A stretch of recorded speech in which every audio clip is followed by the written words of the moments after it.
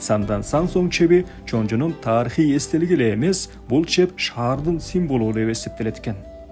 Сандан сан соң Кореянын Чоңжу шаарында жайгашкан байыркы таш чеби. Анын узундугу 4,7 километр, айланасы 4400 метр, жалпы аянты 12,6 гектар.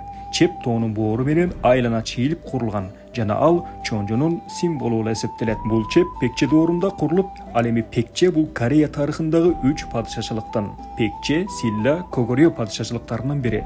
Болжол менен мына ошол доордо бул чептин биринчи жолу курулганы айтылат. Кийин Жапон баскынчылыгы маалында Чосон династиясынын Сончо падышасынын тушунда кайра курулган. Андан кийин Сукчо падышачылыгынын маалында дагы бир жолу оңдолгон.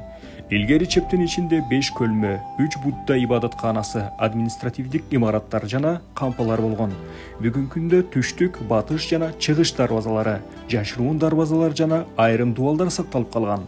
Аскерлер машыгып турган Чончонди павильону 1992-жылы кайра курулган. Сандан сан соң чеби Чоңжунун байыркы тарыхынан кабар берген маанилүү эстелик болуп эсептелет. Чептин аталышы Санданхён деген сөздөн келип чыккан. Бул Чоңжу шаарынын байыркы аты болуп эсептелет.